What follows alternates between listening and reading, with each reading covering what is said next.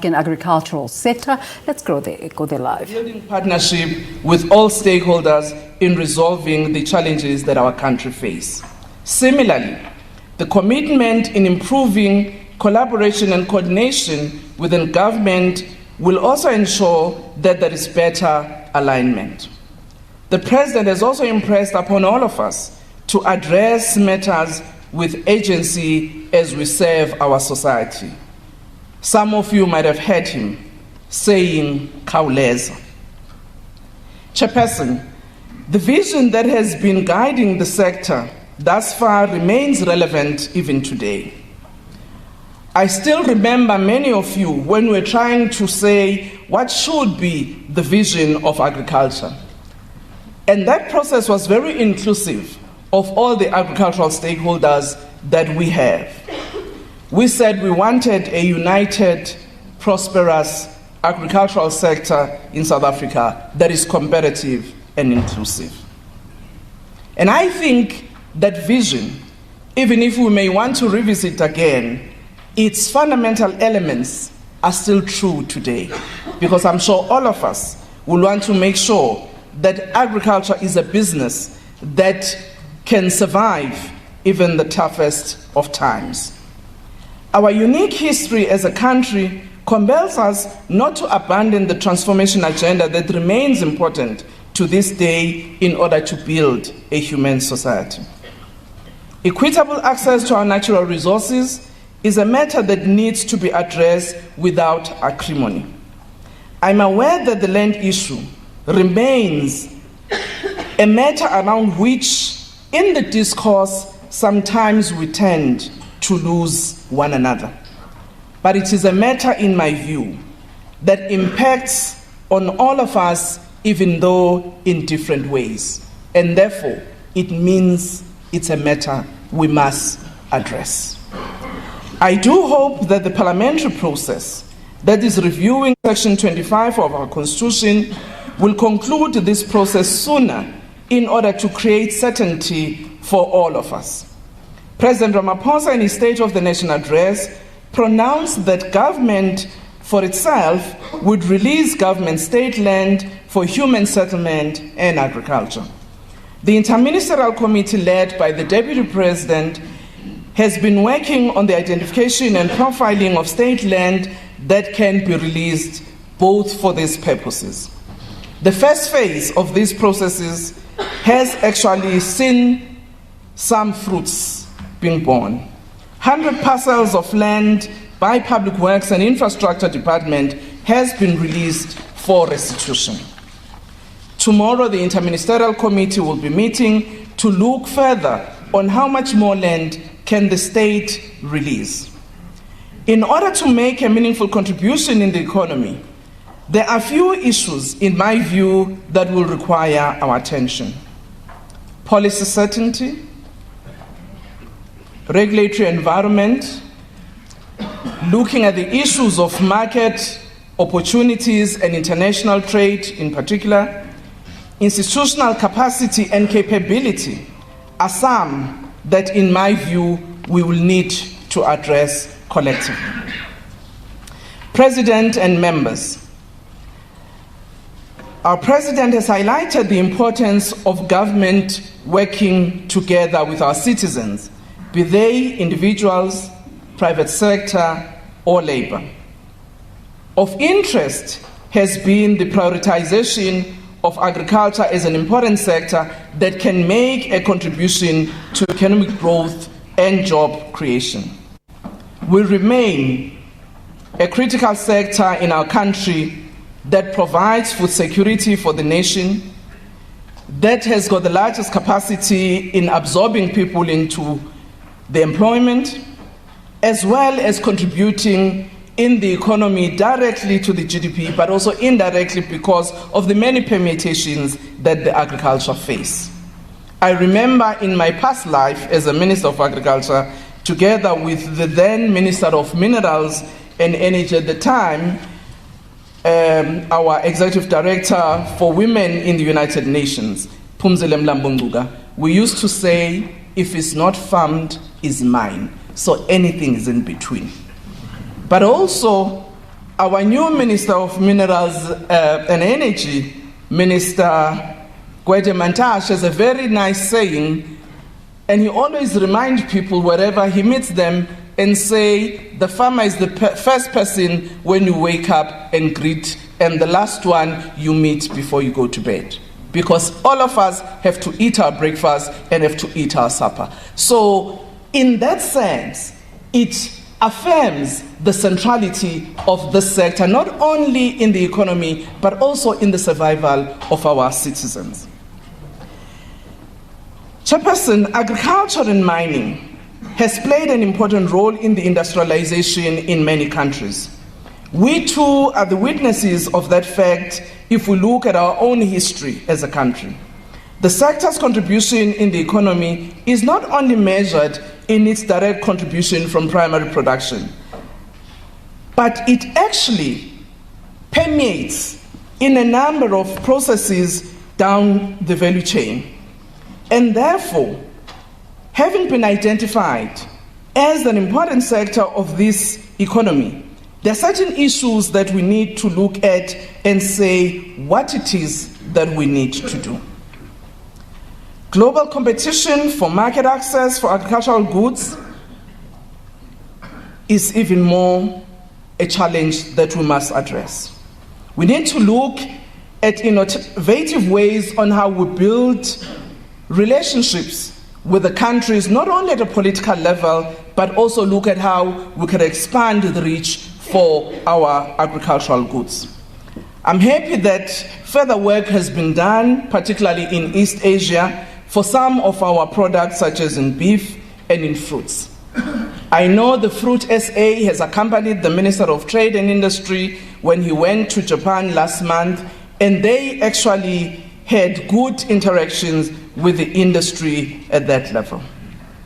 But also, there are prospects, though there would also be challenges in terms of the African Continental Free Trade Area. I think this is one of the biggest markets that we can take advantage of, particularly when it comes to the agribusiness sector and value addition. I also know, though, that this is one of the areas where competition will also be immense, particularly on primary agriculture. When one looks at the area of grain, when one looks at the tea, particularly from Kenya and others. However, this must not deter us from looking at the things with hope.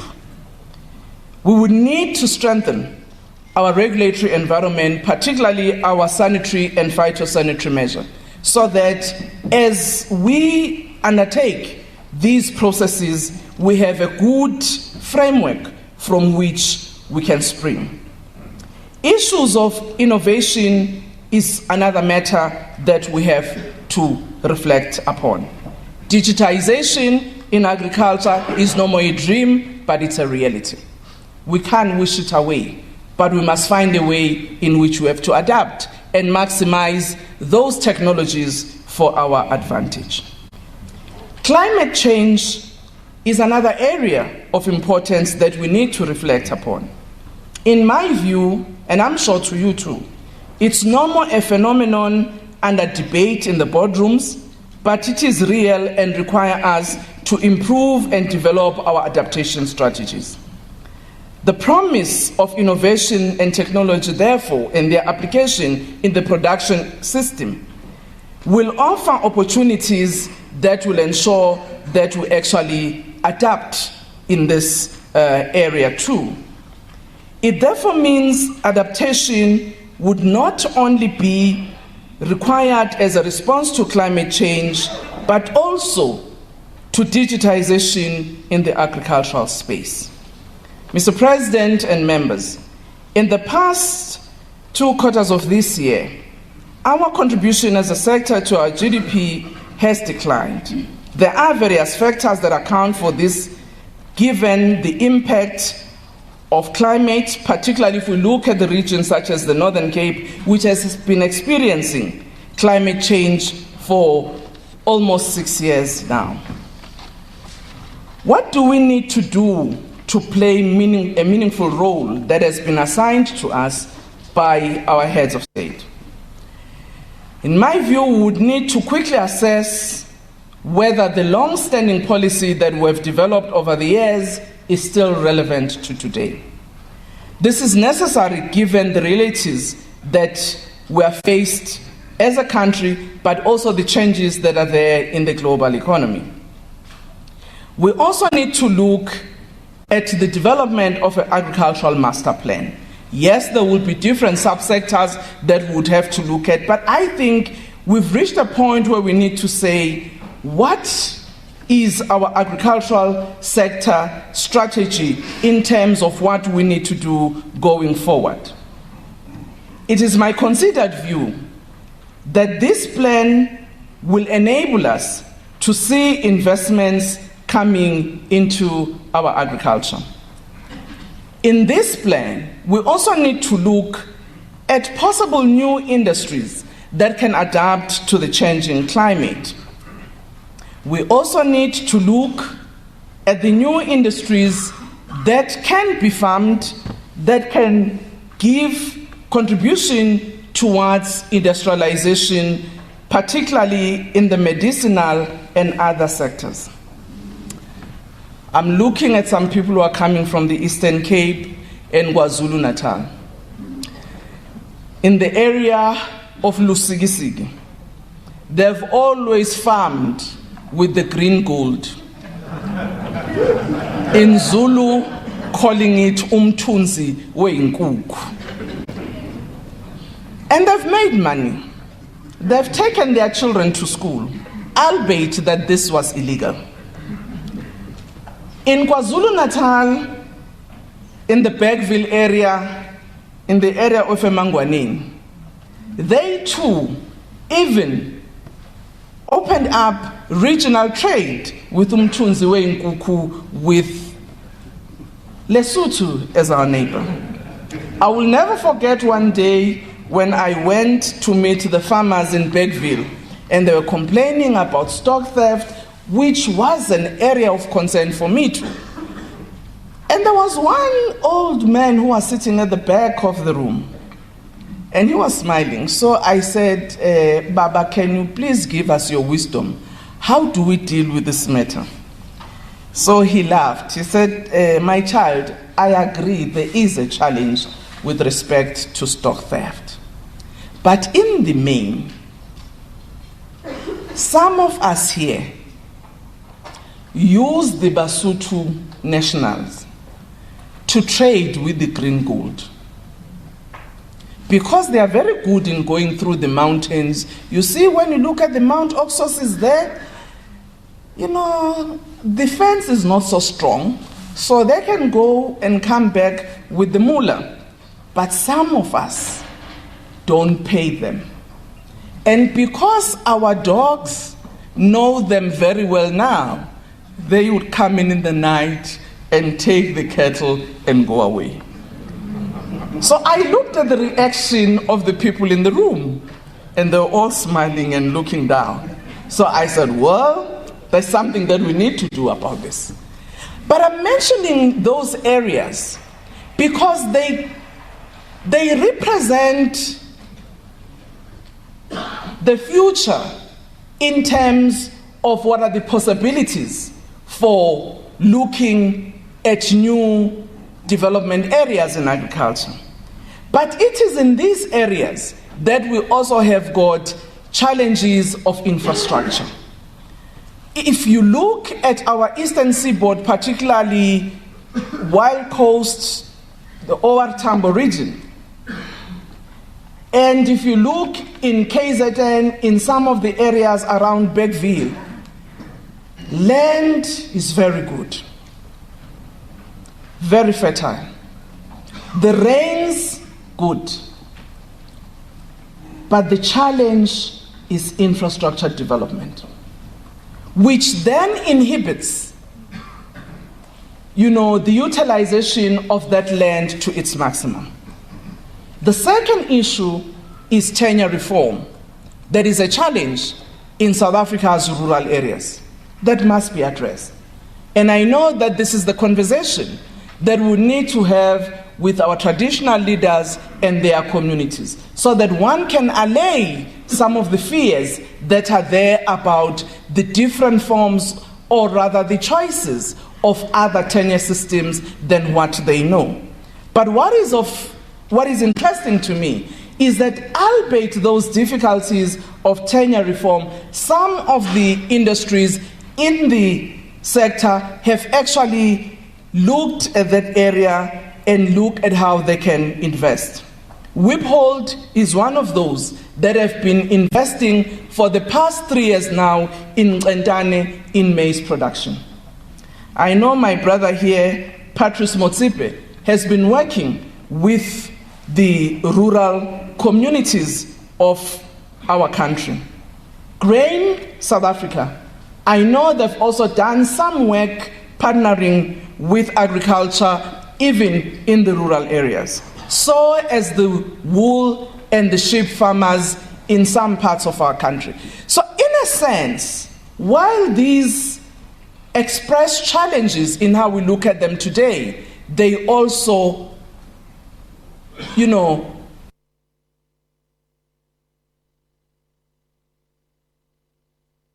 look at this agricultural master plan, we also need to push the envelope in how we think about South Africa. But for me, we are intertwined with the region, particularly the Southern African region. We need to start to think about how we actually think sub-regionally as a country in order to grow. I know in the sugar industry, they started to do some of this work sometime, except that the downside has also been some import of sugar from Swaziland. So when we were working with the sugar industry, with the minister, I said, now how do we deal with this reality? Because in South Africa, as Ilovo and Tongat, this is a challenge. But it comes from some of your plants, just across the border from where my mother comes from. So how do we manage this dilemma? But be that as it may, it shouldn't make us fear to look at regional opportunities that are there and they are open to us. I also want to share with you that though we are not yet at the moment developing an agricultural master plan, we've been looking at certain industries that are facing some challenges in our country together with the Ministry of DTI, the poultry and the sugar industry.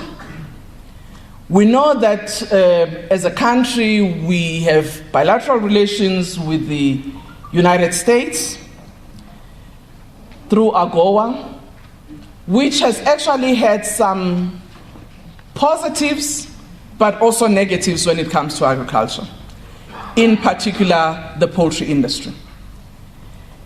It has also opened us up to other markets who have also sent their poultry to South Africa. It has also opened us up for dumping from other markets. And I think that's the reality that the poultry industry is actually experiencing. So I've been working with them, and I hope before the end of this month we would have concluded. One of the things we have been engaging the sector about is, given these challenges, how do we look at the opportunities that may be there? How do we start to have an export orientation also as an industry? How do we start to look at the chicken not as a whole nice chicken for our Christmas oven? You know, when you have stuffed your chicken, it looks nice. But in other markets, they actually don't need your full chicken. Maybe they need a leg quarter, or they need a wing. So maybe we need to start to say, what do we as South Africans like for our braai, and what do the others want that we actually not like that very much? So we can price higher what we don't like and maybe make it affordable for the local economy. But what it means is looking at the various ways in which we can deal with the industry. Similarly with sugar. Sugar with the health levy has had an impact into the sector, but the structure of the industry itself has been experiencing some changes. The difficulties in the eastern seaboard, particularly of soil acidity, has seen Tongaat moving into the housing, or rather property development space. At the same time, competition has had its own impact. We've seen some of the milling companies experiencing some of the challenges. So we said, let's sit down with this industry because it's still important for our country. How do we help it to adjust? Working together with them, not government sitting in its little corner and making the decision for the industry. So that has been a very interesting process, and I'm sure we will be able to take a leaf from that way of working on other areas that will require partnership between government and the industry if we are to survive. Issue of agricultural financing. It's another area that remains a challenge. We've seen the difficulties that have been experienced by farmers because of the cost of financing agriculture. I know that financial institutions are still there, but unfortunately, the price at which farmers have to borrow, I can see nodding of hands, farmers are agreeing with me. So we need to look at innovative ways in which we must make financing accessible to our farmers. Not that we want to erode,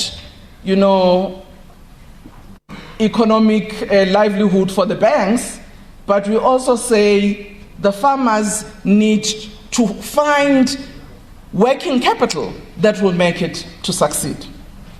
As government, as you know, we've been looking at the blended finance. And I was saying when I was speaking to AFASA, on hindsight, I wondered whether was the wisdom for us to close the Agricultural Credit Board and give that responsibility to Land Bank. You see, it's affirming that, yeah, we all say in hindsight, maybe. So we are looking as government at a possibility where we can have a financing model that would allow for grant as well as a loan system. But we will not be able to do it alone as government. We will need partners from the private sector to do so. I'm looking at my brother, not with both eyes directly to him. I've heard he's made nice announcements about what he's working at, and I hope, Patrice, you and the financial institution are going to come to the party in this regard.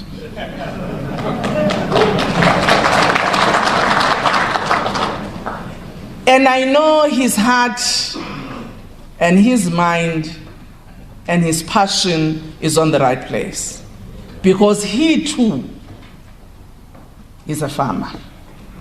So he knows what we're talking about. So we are not leaving you alone. We will work with you, but we're saying send the message to those partners that you are working with that this is an important partnership that we need to work at with government and yourselves to make it possible for the farmers. Agricultural financing, it's another matter that in my agricultural insurance, it's another area in terms of financial services, in my view, that we need to look at. We have seen with the challenges that we've had how difficult it has been to rely only on disaster fund from the state. It tries, but it's not enough. So we need to look at how we actually try to increase our platform in that area. I also want to look at the issue of safety and security. One of the challenges that we continue to face is the safety of our farmers and farming communities. And of importance is when we look at this area, it affects everybody who is in the sector. It doesn't matter who you are. It doesn't matter the scale of operation. On Sunday, I was in Tabanchu with Memuroka. She said just last week she lost 74 of her head of cattle through stock theft. They've had some attacks in the area that has made it difficult for some of the people to continue in the production space. We know every day, there is one challenge or the other in one part of the region that impacts on farming community, not just in terms of attacks, but where we lose life. Where we lose even one life in the agricultural sector is actually having a negative consequences in our production. Because it's not only the family or the sector that has lost one farmer. It actually creates fear for those who are participating in the industry. That's why it is important for me that as a Minister of Agriculture working with the Minister of Safety and Security, we need to look at how we continuously strengthen rural safety, working together with the farmers so that indeed people can be comforted that they can work in this sector.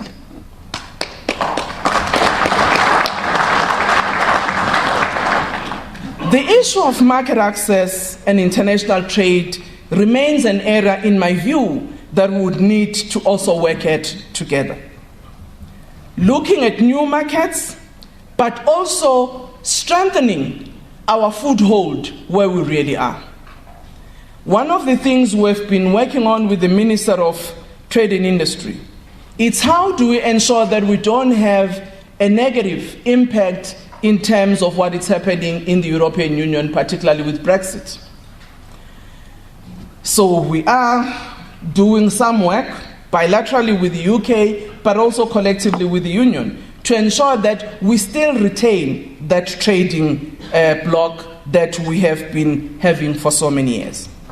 Okay, it's one of those stories we're following today. The Minister of Agriculture, Land Reform and Rural Development, Minister Thoko Didiza, addressing the African Farmers Association of South Africa, their third Agri-Business Transformation Conference, talking about a lot of matters there, but honing in really on the financing of this very important sector of the economy and also a sector that ensures food security in the country, honing in on the land bank and the systems that it uses to finance this sector.